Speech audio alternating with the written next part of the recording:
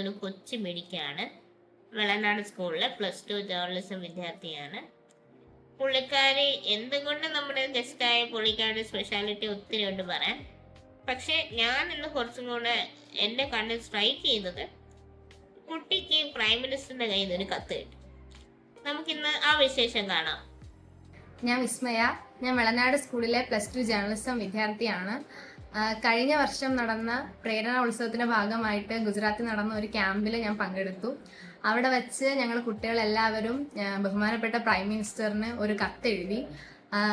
അതിൻ്റെ റിപ്ലൈ എനിക്കിപ്പോൾ കിട്ടിയിട്ടുണ്ട് ഞങ്ങളുടെ സ്കൂളിൽ. എൻ്റെ കയ്യിൽ എനിക്കത് കിട്ടി.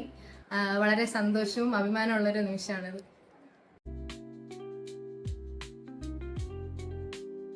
എന്ത് തോന്നുന്നു?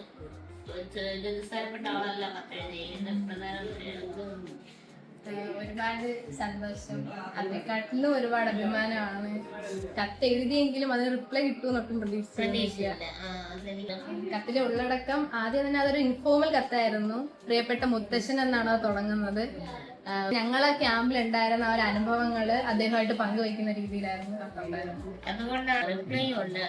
എന്റെ സ്കൂളിൽ ജീവിതം എനിക്ക് ഓർമ്മ വന്നു വന്നിട്ട് രാത്രി പാരന്റ് പറയുന്നുണ്ട് ഇടയ്ക്ക് ഞാൻ കണ്ടായിരുന്നു. അപ്പം ക്യാമ്പിന്റെ മറ്റു വിശേഷങ്ങൾ എന്താണ്? എങ്ങനെയാണ് സെലക്ടഡ് ആയത്? എങ്ങനെ ഉണ്ടായിരുന്നു അതിന്റെ എക്സ്പീരിയൻസ്?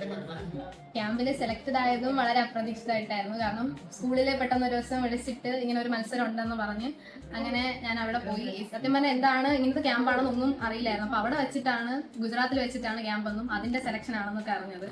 അപ്പോൾ നമുക്ക് ഓരോ മത്സരങ്ങളിൽ പങ്കെടുക്കാം. എസ്സേ ഉണ്ട്, അതുപോലെ ചിത്രരചനയുണ്ട്. അപ്പോൾ ഞാൻ എസ്സേ ആണ് സെലക്ട് ചെയ്തത്. ഒരു 3 വിഷയം തന്നിട്ടുണ്ടായിരുന്നു. ഞാൻ അതിലൊരു വിഷയം തിരഞ്ഞെടുത്തു. ഞാൻ തിരഞ്ഞെടുത്ത വിഷയം എന്തിന് എന്റെ പ്രേരണയിലേക്ക് തിരഞ്ഞെടുക്കണം എന്നുള്ളതായിരുന്നു. അപ്പോൾ അത് ആ വിഷയം എടുത്ത് അതിൽ ഉപന്യാസം എഴുതി. പിന്നെ അവിടെ ഇന്റർവ്യൂ ഉണ്ടായിരുന്നു. ആ ഇന്റർവ്യൂ അറ്റൻഡ് ചെയ്ത് 1-2 മാസം കഴിഞ്ഞപ്പോഴാണ് റിസൾട്ട് അറിയുന്നത്. അപ്പോഴത്തേക്കും ഞാൻ വിചാരിച്ചത് ഞാൻ അല്ലായിരിക്കും എന്നാണ്. ഇത്തിരി സമയം എടുത്തപ്പോൾ. പക്ഷെ പിന്നെ റിസൾട്ട് അറിഞ്ഞപ്പം ഭയങ്കര ഒരു അത്ഭുതം. ചോദ്യം തിരഞ്ഞെടുത്തതിൽ എനിക്ക് തോന്നുന്നു വിസ്മയുടെ മൊത്തത്തിലുള്ള ഒരു യുണീക്നെസ് ഉണ്ടെന്ന് തോന്നുന്നു. 2 പേര് കോമ്പറ്റീഷൻ വന്നു, വിസ്മയ അതിൽ പാർട്ടിസിപ്പേറ്റ് ചെയ്തു. വിസ്മയ തിരഞ്ഞെടുക്കുന്നത് ഞാൻ എന്തുകൊണ്ട് ഇതിൽ പങ്കെടുക്കുന്നു ഉള്ളൊരു ചോദ്യത്തിന് തിരഞ്ഞെടുക്കുന്നു. പിന്നെ കിട്ടില്ല എന്ന് വിചാരിക്കുന്നു. അപ്പം തന്നെ വിസ്മയാണ് വിജയം അറിയുന്നു, ലെറ്റർ വരുന്നു. വളരെ ഒരു യുണീക്ക് എക്സ്പീരിയൻസ് ആയിരുന്നു. അപ്പൊ ഓക്കെ. പിന്നെ ഞാൻ അറിഞ്ഞു വിസ്മയ ഇതിൽ മാത്രമല്ല കുറെ എക്സ്ട്രാ കരിക്കുലർ ആക്ടിവിറ്റീസ് ഉണ്ടെന്ന് പറഞ്ഞല്ലോ. ഞാൻ അറിഞ്ഞതിൽ നിന്ന് എനിക്ക് മനസ്സിലായി ഇയാളൊരു ഓൾറൗണ്ടർ ആണെന്നാണ്. പക്ഷെ 10ാം ക്ലാസ് വരെ അധികം കലോത്സവത്തിൽ പങ്കെടുക്കുന്ന ഒരാളായിരുന്നില്ല. അപ്പൊ +1 നമ്മുടെ ലാസ്റ്റ് സ്കൂൾ ഇയർ ആയതുകൊണ്ട് തന്നെ മാക്സിമം പരിപാടികൾ പങ്കെടുക്കാൻ ശ്രമിച്ചിരുന്നു. അങ്ങനെ നാടകത്തിനുണ്ടായിരുന്നു, അതുപോലെ സോഷ്യൽ സയൻസിന്റെ സെമിനാർ അവതരണത്തിനൊക്കെ ഞാൻ ഉണ്ടായിരുന്നു. അപ്പം നാടകത്തിനും വളരെ അപ്രതീക്ഷിതമാണ്. അതൊരു ഞാൻ അഭിനയിച്ചിട്ടൊന്നുമില്ല, ആദ്യമായിട്ട് അഭിനയിക്കുകയായിരുന്നു. അപ്പൊ സബ് ജില്ലയിൽ പോയി അത് ഞങ്ങളെ ഗ്രൂപ്പിന് ഫസ്റ്റ് കിട്ടി.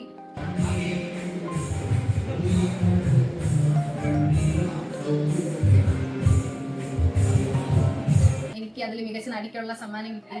അപ്പം അതും എല്ലാം ഒരുമിച്ചായിരുന്നു. മൊത്തത്തിൽ കഴിഞ്ഞ വർഷം മുഴുവൻ സന്തോഷമുള്ള ഒരു വർഷമായിരുന്നു. 2025 വിസ്മയുടെ ലക്കി നമ്പർ ആയിട്ട് ലക്കി വർഷമായിട്ട് ഇത് സ്റ്റേറ്റ് പോകാൻ കഴിഞ്ഞു. ആദ്യമായിട്ട് ഈ സെമിനാർ മത്സരത്തിന് ആദ്യമായിട്ട് സ്റ്റേറ്റ് പോകാൻ പറ്റി. അവിടെ A ഗ്രേഡ് കിട്ടി. അപ്പം എസ്സേ ആണ് വിസ്മയുടെ ഘടകം എന്ന് പറഞ്ഞാൽ ശരിയാണ്. എസ്സേക്കാൾ ഉപരി എനിക്ക് കൂടുതൽ സംസാരിക്കാനും അവതരണത്തിനും ഒക്കെയാണ് സെമിനാറിന്റെ പ്രസന്റേഷൻ ഒരു അവതാരകയാവാനാണോ? കുഞ്ഞിലേക്ക് ആങ്കറിങ് ആയിരുന്നു, ഒരു പാഷൻ പോലെ ആങ്കറിങ് അങ്ങനെ വേണം എന്നുള്ള ആഗ്രഹം ഉണ്ടായിരുന്നു. ഇപ്പോഴും ചെറിയ രീതിയിലൊക്കെ അങ്ങനെ ആഗ്രഹമുണ്ട്. അത് തന്നെയാണോ ജേർണലിസ്റ്റ് എടുക്കാനുള്ള?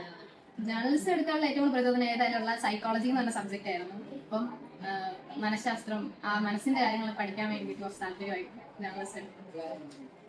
ചുരുക്കത്തിൽ എല്ലാവരുടെയും മനസ്സറിയാൻ വേണ്ടിയിട്ടാണ് കുറച്ച് യാത്ര തുടങ്ങിയത്. ഓക്കെ. അപ്പൊ എന്നിട്ട് എങ്ങനെയുണ്ട്?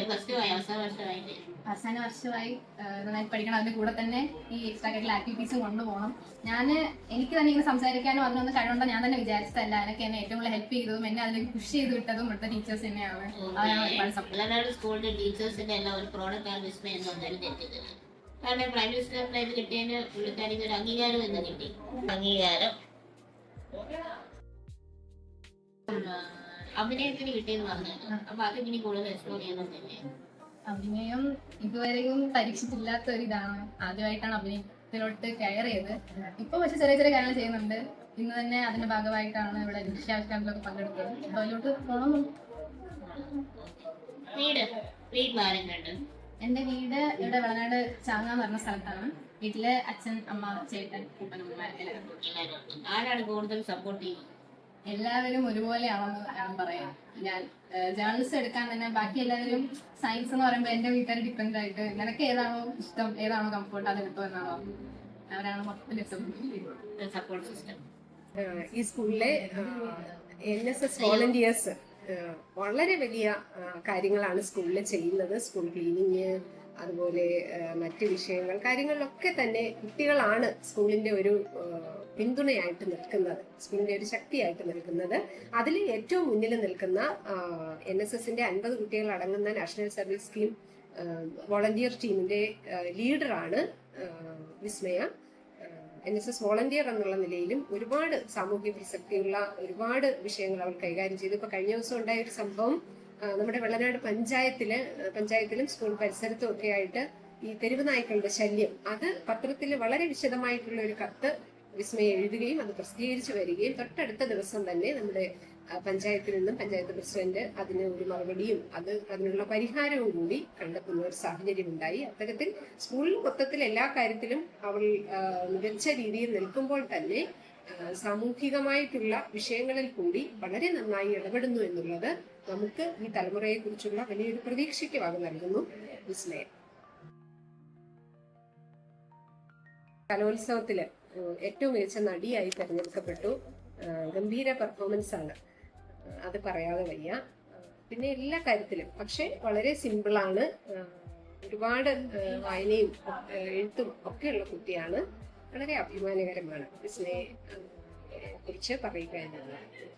ഈ സ്കൂളില് വളരെ അഭിമാനകരമായിട്ടുള്ള ഒരു അന്തരീക്ഷമാണ്. കാരണം അതിന് കാരണക്കാരാകുന്നത് മിടുക്കന്മാരും മിടുക്കത്തികളായിട്ടുള്ള അതിന്റെ മക്കള് തന്നെയാണ്. അതിലൊരാളാണ് വിസ്മയ. എടുത്തു പറയേണ്ട ഒരാളാണ്. എല്ലാ കാര്യത്തിലും ഓൾറൗണ്ടർ ആണ് അവള്. സ്കൂളിനെ പ്രതിനിധീകരിച്ച് ഒരുപാട് വിഷയങ്ങളിൽ, അത് കലോത്സവമാണെങ്കിലും ശാസ്ത്രമേളയാണെങ്കിലും ക്വിസ് ആണെങ്കിലും സെമിനാർ ആണെങ്കിലും പ്രസംഗമാണെങ്കിലും ഏത് കാര്യത്തിനും മുന്നിലുണ്ട് വിസ്മയ. നിരവധി സമ്മാനങ്ങൾ അവൾ സ്കൂളിലേക്ക് കൊണ്ടുവന്നിട്ടുണ്ട്. വളരെ അഭിമാനവും സന്തോഷവുമുള്ള ഒരു സന്ദർഭമാണിത്. കാരണം ഏറ്റവും മിടുക്കിയായ, എൻ്റെ സ്കൂളിലെ ഏറ്റവും മിടുക്കിയായ വിസ്മയെ കുറിച്ച് പറയുക എന്നുള്ളത് എനിക്ക് ഏറ്റവും സന്തോഷകരമാണ്. ഇപ്പോ സംസ്ഥാന ശാസ്ത്രമേളയിൽ പങ്കെടുത്ത് A ഗ്രേഡ് ലഭിച്ചു. പിന്നെ പ്രേരണ പ്രോഗ്രാമിൽ പങ്കെടുക്കുന്നതിന് തിരുവനന്തപുരം ജില്ലയിൽ നിന്ന് 2 കുട്ടികളെയാണ് ആ സമയത്ത് സെലക്ട് ചെയ്തത്. അതിലൊരാളാണ് വിസ്മയ. അത് ഒരുപാട് ക്രൈറ്റീരിയ കഴിഞ്ഞിട്ടാണ് അത്തരം ഒരു സെലക്ഷൻ ഉണ്ടായത്. അവിടെ പോയിട്ടും വളരെ മികച്ച, കാരണം ഒരു അധ്യാപിക, ഈ സ്കൂളിലെ ഒരു അധ്യാപിക കൂടിയാണ് അവരോടൊപ്പം പോയത്. അവിടെയും വളരെ ഗംഭീരമായിട്ടുള്ള മികച്ച പെർഫോമൻസ് ആണ് എല്ലാ കാര്യങ്ങളിലും വിസ്മയ കാഴ്ചവെച്ചത്. ഇപ്പൊ ഏതായാലും പ്രൈം മിനിസ്റ്ററുടെ ഒരു കത്തും സ്കൂളിനെ തേടി വന്നിട്ടുണ്ട്. വിസ്മയാണ് അതിന് കാരണക്കാരിയായത്. ഏറ്റവും സന്തോഷകരവും അഭിമാനകരവുമായ നിമിഷങ്ങളാണ് ഇതൊക്കെ. അപ്പൊ ഓക്കെ, വിസ്മയുടെ വിശേഷങ്ങൾ ഇതാണ്. പക്ഷെ വിസ്മയുടെ വിശേഷങ്ങൾ തീരുന്നുണ്ടെങ്കിലും വിസ്മയുടെ യാത്ര ഇനിയും തുടർന്നുകൊണ്ടേയിരിക്കുന്നു. നമുക്ക് പിന്നെയും കാണാം ഇനി വേറെ ഒരു അവസരത്തിൽ.